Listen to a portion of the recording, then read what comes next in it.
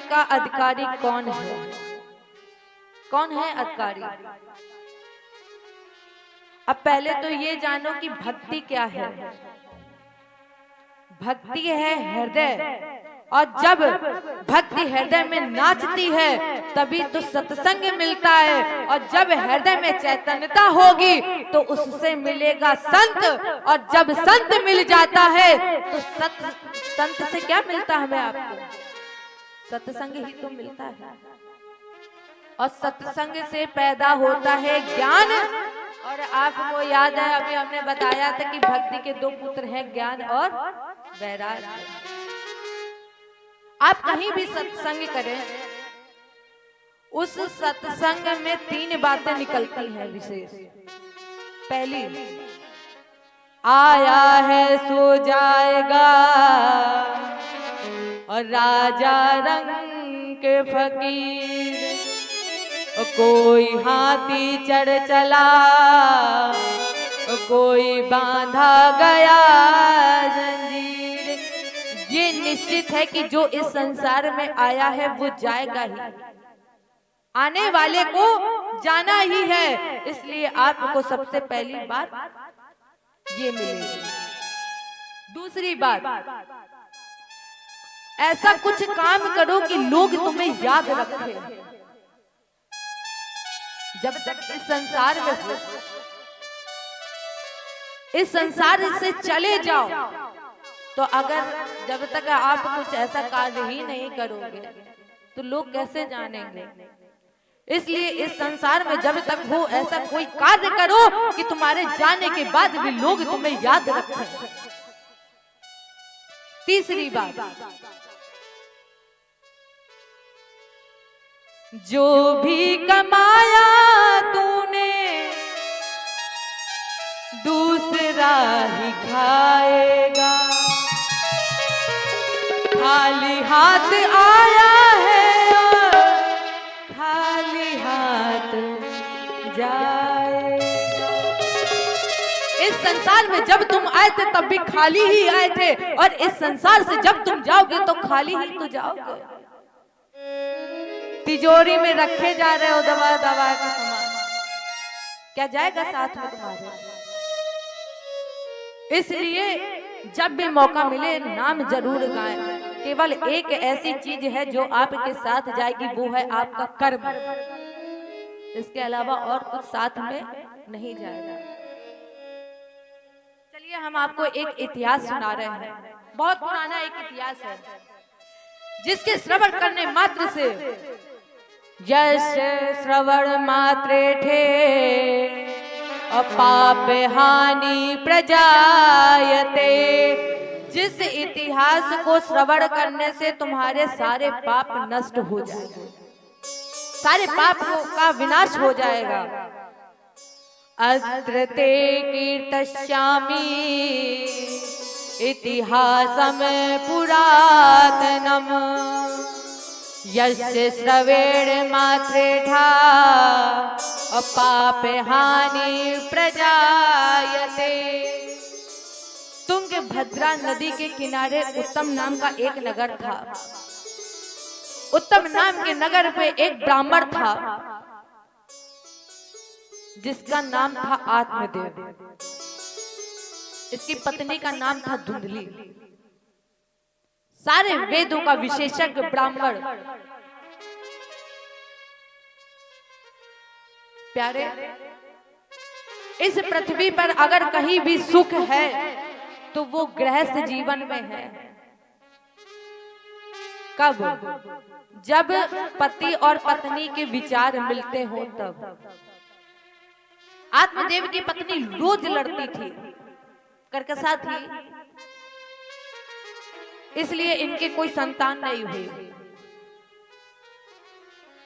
ना पिवा पुत्रो ना पिवा पुत्री अतत चिंता तुरो मृगशम। ये निसंतान थे तो आत्मदेव ने सोचा कि निसंतान से अच्छा है कि हम अपने भगवान के भजन में ही लग जाएं। एक दिन ये दुखी होकर के घर को त्याग दिया और ये चल पड़ा।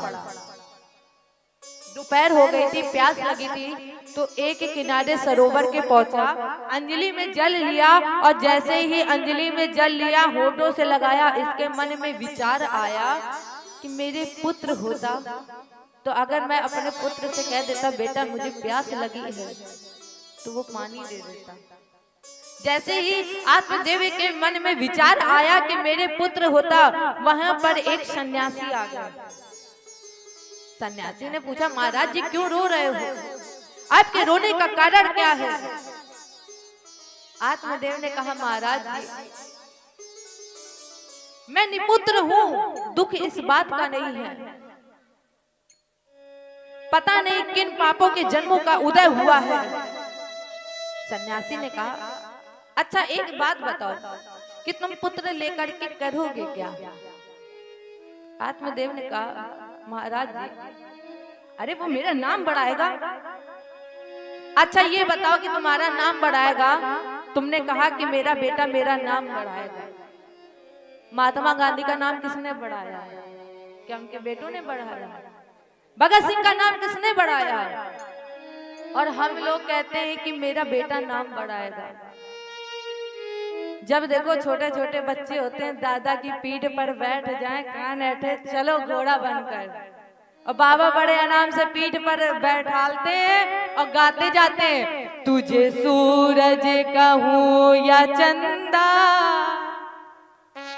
तुझे दीप कहूं या तारा, और मेरा नाम करेगा रोशन मेरे जग का राज दुलारा। अरे पहले ये तो बताओ कि तुमने अपने पिताजी का नाम कितना बढ़ा लिया, तुम उम्मीद करते हो कि मेरा बच्चा नाम बढ़ाएगा? सन्यासी ने कहा कि तुम्हारे मन में ये विचार आ गया कि बेटा मेरा नाम बढ़ाएगा। आत्मदेव ने कहा तुम क्या जानो पुत्र क्या होता है, तुम तो सन्यासी हो, तुम्हें क्या पता पुत्र क्या होता है? सन्यासी ने कहा कि अब देख लो, एक बात समझ लो। क्या? सप्त जन्मावधि पुत्रो न विचा। एक बात की बात तो छोड़ो, 7 जन्म तक तुम्हारे कोई संतान नहीं होगी। 7 जन्म तक तुम्हारी कोई संतान नहीं होगी। आत्मदेव ने कहा महाराज जी आप तो सन्यासी हैं, आप महाराज हैं, आपके पास कोई ना कोई उपाय होगा, कोई उपाय दीजिए।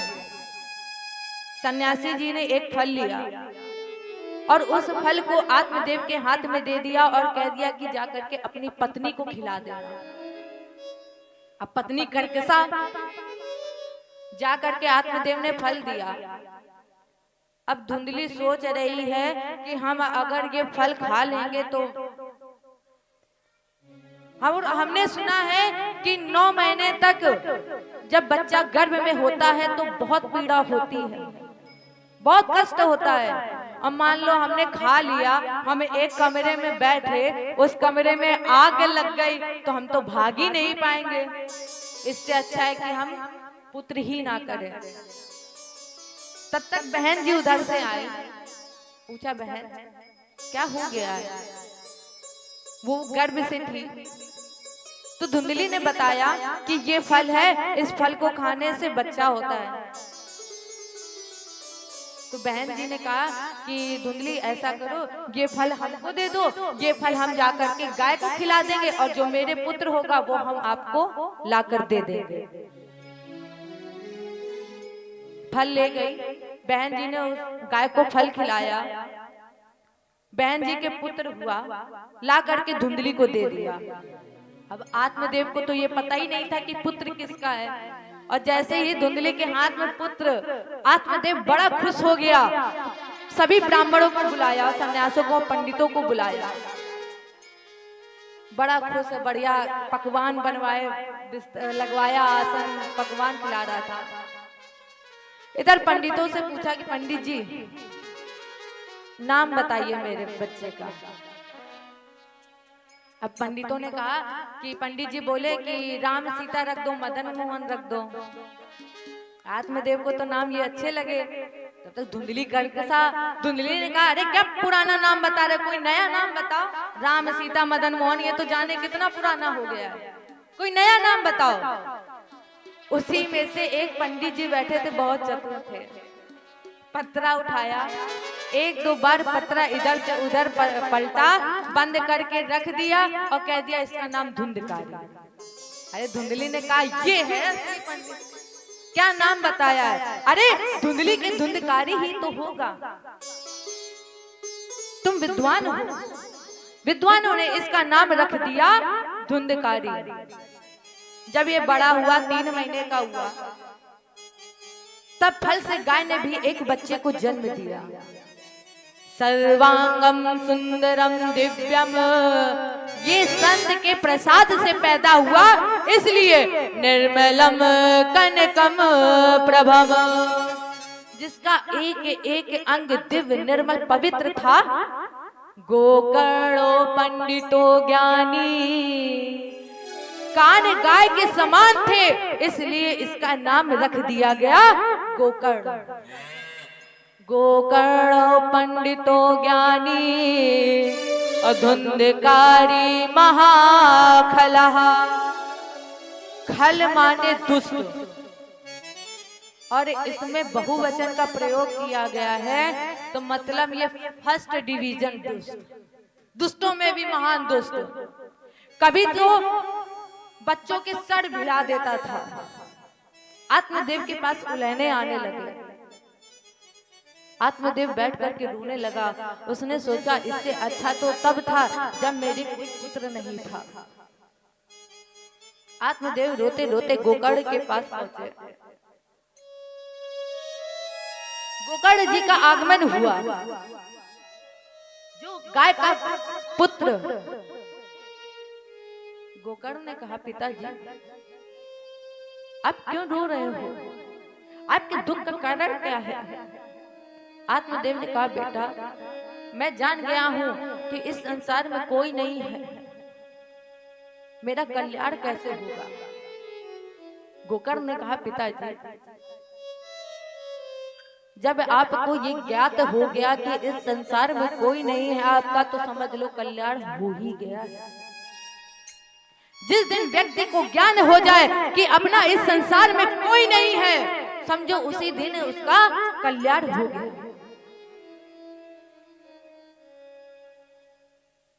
श्री कृष्ण माप नियतम, पिताजी भक्ति भाव श्रद्धा समर्पण से क्या करो, श्रीमद् भागवत के 10वें स्कंद का पाठ ही कर लो, तो भागवत की कृष्ण के पूर्व जीवन का इतिहास अगर आपने पढ़ लिया श्रद्धा और समर्पण से, तो आपका कल्याण निश्चित है।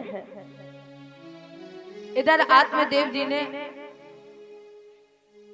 भगवत भजन करने के लिए गए, और जब पिताजी चले गए तो धुंधकारी के अंदर 4 चीजें आ गई। पिता की अनुपस्थिति में जुआ खेलने लगा, शराब पीने लगा, चरित्र का पतन कर लिया, माने वेश्याओं का साथ कर लिया। और जब ये 3 बीमारी आ गई, तो इससे चौथी बीमारी से जितनी भी पैतृक संपत्ति थी सब नष्ट कर दी। परिणाम स्वरूप धुंधकारी ने अपनी मां को पीटना शुरू कर दिया। बहुत मारता था अपनी मां। एक बात हमेशा याद रखना प्यारे, इस संसार में अगर तुम्हारा कोई है तो वो मां है। और आजकल तो इतना अपमानित करते जा रहे हैं माँ बाप को। भूल गए वो दिन जब खुद गीले में लेट जाती थी तुम्हें हटाता। आज उसी माँ बाप का अपमान कर रहे हो तुम। हर बात को भूलो मगर माँ बाप को मत भूलना। इतना उस माँ ने किया है, आज जब रास्ते पे चलते हैं तो लोग उनको लातों से मारते हैं।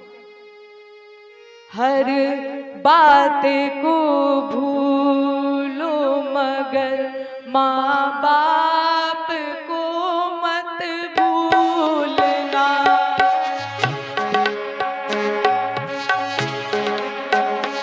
हरी बात को भूलो मगर माँ बाप को मत भूलना।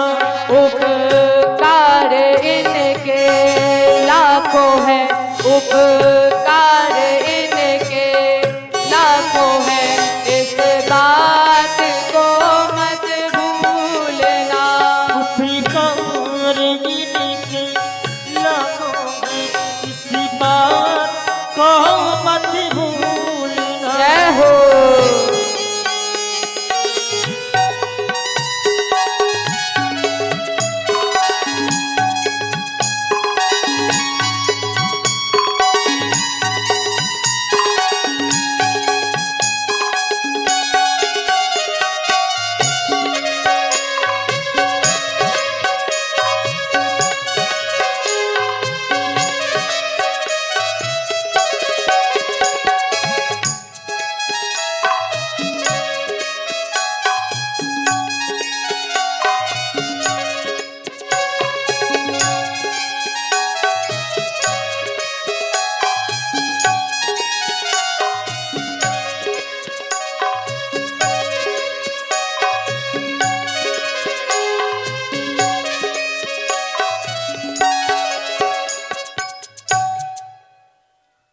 चलिए एक बार सभी भक्त दोनों हाथ उठा के प्रार्थना करते बिहारी जी से। गोविंद मेरो है, गोपाल मेरो है। गोविंद मेरो है, गोपाल मेरो है। गोविंद मेरो है, गोपाल मेरो है। गोविंद मेरो है, गोपाल मेरो है। पीबा के बिहारी नंदलाल मेरो है। पीबा के बिहारी नंदलाल मेरो है। गोविंद मेरो है, गोपाल मेरो है। गोविंद मेरो है, गोपाल मेरो है। गोविंद मेरो है, गोपाल मेरो है। धुंधकारी धुंधली का अपमान करने लगा। जब धुंधली का अपमान हो गया तो धुंधली कुएं में कूद गई, अपने प्राणों का त्याग कर दिया। इसी तरह धुंधकारी की माँ भी अपने प्राणों का त्याग कर चुकी थी। इसके बाद एक दिन भोजन कराया धुंधकारी को। तो वैश्याओं ने जिस तरह से धुंधकारी ने अपने माँ बाप का अपमान किया, और उसी तरह से आज धुंधकारी का भी अपमान हुआ है। धुंधकारी की हत्या की गई है, कत्ल किया है। क्यों? क्योंकि धुंधकारी ने ना जाने कितनों का कत्ल किया है, और जब धुंधकारी ने कत्ल किया तो धुंधकारी का भी कत्ल हो गया।